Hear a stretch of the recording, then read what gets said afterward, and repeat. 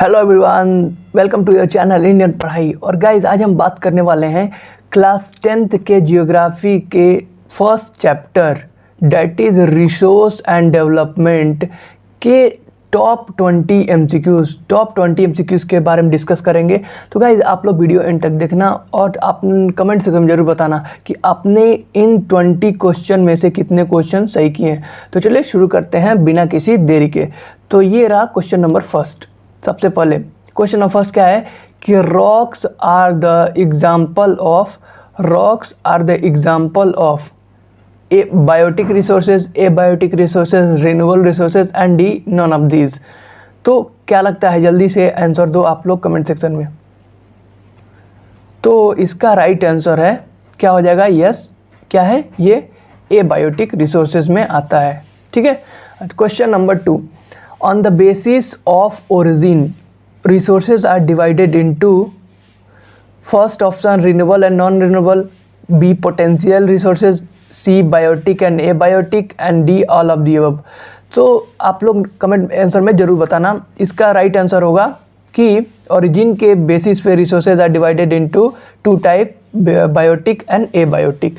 अब गाइज आप लोग को बता दूं कि बायोटिक और एबायोटिक क्या होता है। तो बायोटिक मतलब ये होता है कि those resources which are obtained from biosphere and has a life, या बेसिकली आप लोग बोल सकते हो कि बायोटिक रिसोर्सेज वो रिसोर्सेज होते हैं जिनके मतलब जिनके पास लाइफ होती है, यानी कि लिविंग थिंग्स को आप लोग बायोटिक बोल सकते हो। एबायोटिक क्या होते हैं कि जो नॉन लिविंग थिंग्स होते हैं, ठीक है, एबायोटिक होते हैं। और गाइज एक बात याद रखना कि आप लोग से कभी भी एग्जाम्पल पूछे ना इस 10th क्लास में कि एबायोटिक रिसोर्सेज का मतलब क्या होता है, तो आप लोग यार प्लीज़ यार चेयर और ये वगैरह वगैरह मत देना। इसका मतलब इस समय आप 10th में हो तो आप क्या दोगे एग्जाम्पल एबायोटिक रिसोर्सेज का, like river, mountain, rocks, so that metals, so that's why. ठीक है, चलिए बढ़ते हैं नेक्स्ट क्वेश्चन की तरफ। Question number 3, which of the following is the example of individual resources. ठीक है, तो अगर आपने एनसीईआरटी अच्छे से पढ़ा है तो आप लोग को पता होगा क्या क्वेश्चन कह रहा है। ठीक है, पहला रॉक्स, सी कोल, हाउसेज। तो गाइज आप लोगों ने जरूर पढ़ा होगा कि इंडिविजुअल रिसोर्सेज क्या होते हैं। इंडिविजुअल रिसोर्सेज वो रिसोर्सेज होते हैं जिनको कोई एक पर्टिकुलर इंडिविजुअल ओन करता है। जैसे मान लो आपका घर हुआ तो आप क्या करोगे, आप ही यूज़ करोगे, वो किसी और को अलाउ नहीं करोगे, तो वो आपका अपना इंडिविजुअल हाउस हो गया। ठीक है, तो right option is yes, option D is correct. ठीक है, चलिए बढ़ते हैं नेक्स्ट क्वेश्चन की तरफ। तो क्वेश्चन क्या कर रहा है, resources which are found in a region but haven't been utilized are called। तो जल्दी से सोचो और आंसर दो आप लोग कमेंट सेक्शन में। तो आई होप आप लोगों ने कमेंट सेक्शन में आंसर जरूर दे दिया होगा और इसका करेक्ट ऑप्शन है yes, option B, potential resources. तो गाइज मैं आपको बता दूं कि पोटेंशियल रिसोर्सेज क्या होते हैं। पोटेंशियल रिसोर्सेज वो रिसोर्सेज होते हैं जो पूरी तरह से रीजन में तो पाए जाते हैं लेकिन वो उनका डेवलपमेंट नहीं हुआ रहता है, उनका यूटिलाइजेशन नहीं हुआ रहता है। जैसे आप एग्जांपल ले लो कि गुजरात को ले लो, राजस्थान को ले लो, तो उनके पास ह्यूज एबिलिटी ऑफ किसका है, सोलर एनर्जी का है, विंड एनर्जी का है, बट वो पूरा प्रॉपरली डेवलप नहीं हुए हैं। ठीक है, अभी भी उनका डेवलपमेंट बाकी है। ठीक, तो ऐसे रिसोर्स को क्या कहा जाता है, पोटेंशियल रिसोर्स कहा जाता है। ठीक है, चलिए बढ़ते हैं नेक्स्ट क्वेश्चन की तरफ। क्वेश्चन नंबर 5 क्या कह रहा है, the human beings interact with nature through first industry, technology, communication and all of this. तो आपको क्या लगता है, ये अपना आंसर कमेंट सेक्शन में जरूर बताना। The right option is B, technology. क्योंकि देखिए यार, टेक्नोलॉजी के ज़रिए हम नए नए प्लेसेस की खोज करते हैं और उसके बाद जो हमारे डायमंड हो गया, गोल्ड हो गया, ये जहाँ मिलते हैं उसकी खोज कर पाते हैं with the help of technology. और इसी के साथ हमको पता चलता है कि हमारे बीते वर्षों पास्ट में हमारा नेचर कैसा था, अब कैसा हो गया। तो बेसिकली कैसे कनेक्ट करते हैं, इंटरेक्ट करते हैं ह्यूमन बींग्स नेचर के थ्रू, वो टेक्नोलॉजी के थ्रू करते हैं। ठीक है, नेक्स्ट क्वेश्चन की तरफ बढ़ते हैं। Question number 6, abiotic resources obtained from first fossil fuels, B from biosphere, C decomposed non-livings and D none of the above।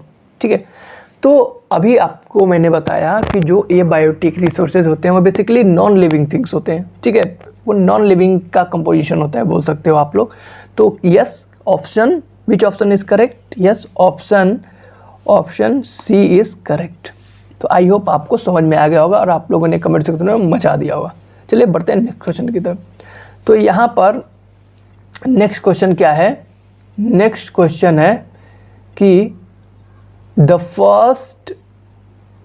First international earth summit held in first United States, Russia, Rio de Janeiro and India. So आपने अगर NCERT पढ़ा हुआ है तो आपको इसका answer ज़रूर से पता होगा। क्या होगा इसका राइट आंसर? यस, रियो डी जेनेरो जो कि ब्राज़ील में है, उस वहाँ पर क्या हुआ था, the first international earth summit हुआ था। ठीक है, अब क्या हुआ था अभी आगे पता चल जाएगा। Question number 8, the main objective of agenda 21 was to decrease pollution, increase plantation, to achieve sustainable development and all of the above. ठीक है, तो विच ऑप्शन इज करेक्ट? तो देखिए दोस्तों, जो मेन ऑब्जेक्टिव था एजेंडा 21 का वो क्या था? Right answer is option C. क्या था? To achieve sustainable development. अब देखिए दोस्तों, यहाँ पर अर्थ समिट हुआ था उसी में एजेंडा 21 को इंट्रोड्यूस किया गया था, और इस एजेंडा 21 को इंट्रोड्यूस करने का मेन एम क्या था? To achieve sustainable development. अब माइंड में आ रहा होगा कि ये सस्टेनेबल डेवलपमेंट क्या है, तो अगर आपने एनसीईआरटी पढ़ा हुआ है तो आपको पता होगा कि जो sustainable development, a development take place without damaging our environment and also sustain the resources for the future generation. यानी कि जो सस्टेनेबल डेवलपमेंट होता है, ऐसा डेवलपमेंट जो डेवलपमेंट होता है लेकिन उससे कुछ नेचर को नुकसान नहीं होता है, और उसके बाद वो रिसोर्सेज को फ्यूचर जनरेशन के लिए भी सेव करता है। ठीक है, तो वो बेसिकली क्या होता है? सस्टेनेबल डेवलपमेंट होता है। ठीक है, आई होप आप लोग को क्लियर हो गया होगा। चलिए बढ़ते हैं नेक्स्ट क्वेश्चन की तरफ।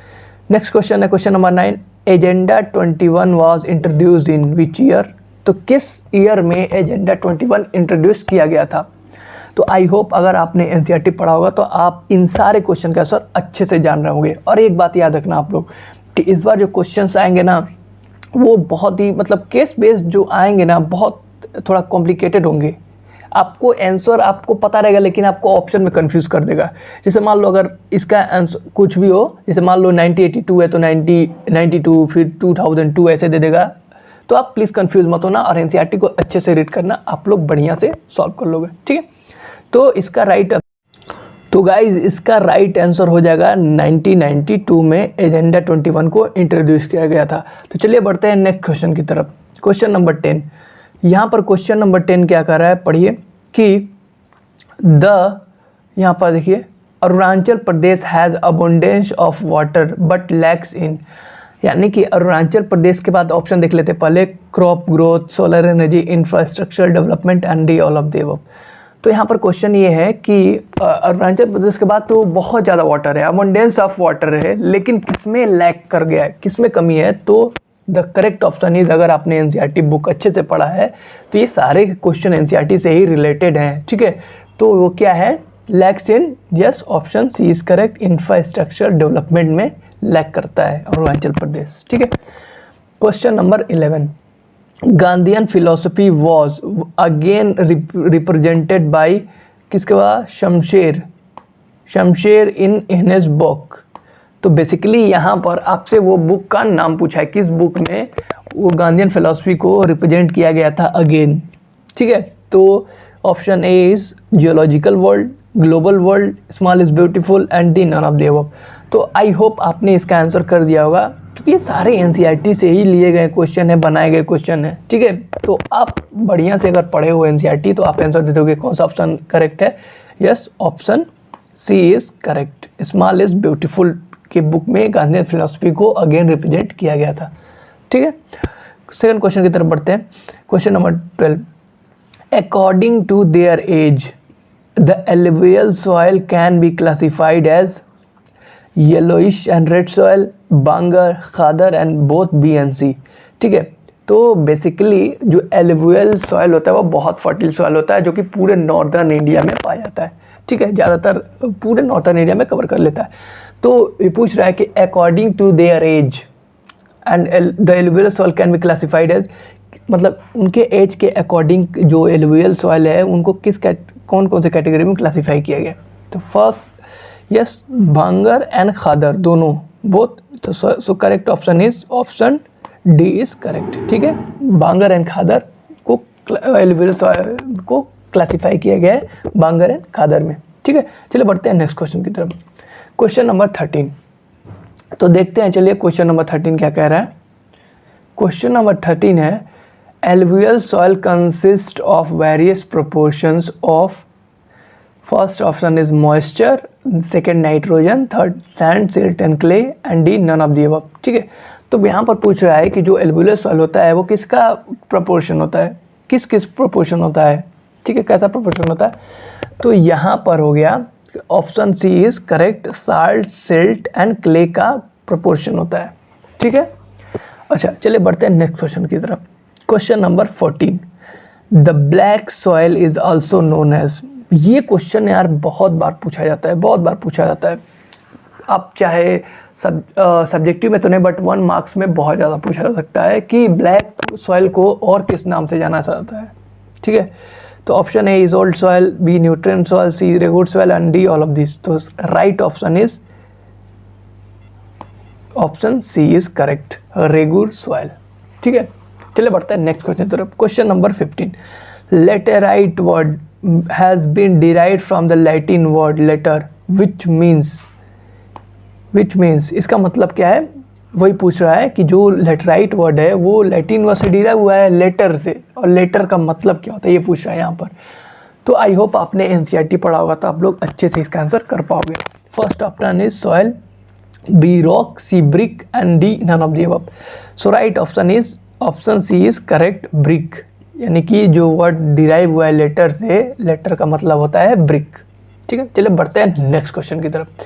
सो क्वेश्चन नंबर 16 ये रहा आपकी स्क्रीन पर, आप कमेंट में जल्दी से आंसर बता दो। ठीक है, 16, which one of the following is the main cause of land degradation इन पंजाब। तो यहाँ पर जो लैंड डिग्रेडेशन होता है वो कौन सा ऐसा मेन कारण है जिसकी वजह से यहाँ पर ज़्यादा होता है land degradation. First option is intensive cultivation, B over irrigation, D deforestation and D over grazing. ठीक है, so the right option is over irrigation, यानी कि ज़्यादा सिंचाई के कारण यहाँ पर जो लैंड हो जाता है वो डिग्रेड हो जाता है। ठीक है, पंजाब की बात हो रही है और किसी स्टेट की मत बोलना, पंजाब की बात हो रही है। ठीक, चलो क्वेश्चन नंबर 17 पूछ रहा है कि under which of the following type of resources can tidal energy be put. First replenishable, second abiotic, C human made and D none of the above. तो यहाँ पर पूछ रहा है क्वेश्चन कि मतलब टाइडल एनर्जी को किस टाइप ऑफ रिसोर्सेज में पुट किया जा सकता है। ठीक है, तो कौन सा किस में पुट किया जा सकता है, yes replenishable is the right answer. Replenish मतलब रिप्लेनिश किया जाता है ये टाइडल एनर्जी को। ठीक है, ज्वार भाटा भी जिसको आप बोलते हो तो उसको रिप्लेनिश किया जा सकता है। ठीक, question number 18, the laterite soil develops in the areas with. देखो दोस्तों ऐसे क्वेश्चन ना अगर आपका यहाँ पर अगर आपका लॉन्ग आंसर लिखना होता है एक्सप्लेन करने के लिए तो ये क्वेश्चन आपको ज़रूर पूछा जाता है कि लेटराइट सॉइल नहीं किसी और सॉइल का पूछा जाता है कि कंडीशन क्या होते हैं, कहाँ पाया जाता है, ये सब पूछा जाता है। ठीक है, तो यहाँ पर क्या होता है कि ये पूछा है कि किन एरिया में डेवलप होता है laterite soil. So here option A is low temperature, B less rainfall, C high temperature and heavy rainfall, D moisture. So the right option is yes option C। ये कहाँ लेटराइट सॉइल डेवलप होता है, वो होता है high temperature and जहाँ heavy rainfall होता है टेम्परेचर भी हाई रहे वहाँ पर ये लेटराइट सॉइल डेवलप होता है। चलिए बढ़ते हैं नेक्स्ट दो लास्ट क्वेश्चन की तरफ। ये रहा आपकी स्क्रीन पर क्वेश्चन नंबर 19। क्या कह रहा है क्वेश्चन नंबर 19 देखते हैं, चलिए देखते हैं क्वेश्चन नंबर 19।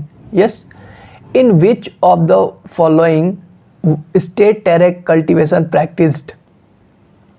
यानी कि क्या कह रहा है कि कहाँ पर ये जो टेरेक कल्टीवेशन प्रैक्टिस किया गया था in which of one of line state is terrace cultivation practised. ठीक है, so the right answer is Uttaranchal option D is correct. अगर आपने एनसीईआरटी पढ़ा हुआ है अच्छे से तो आप दे सकते हो, ठीक है। In which of the following state is a black soil found, यानी कि किस स्टेट में ब्लैक सॉइल ज़्यादा फाउंड होता है, बोल सकते हो ऐसा कि जो काली मिट्टी है वो पाई जाती है, ठीक है। So first option is Jammu and Kashmir, second option is Rajasthan, C option is Gujarat and D option is Jharkhand. So the right answer of this question is Jharkhand. क्या है? Jharkhand. Okay, right answer is Jharkhand. So I hope guys अब आपको पूरा clear हो गया होगा, ठीक है।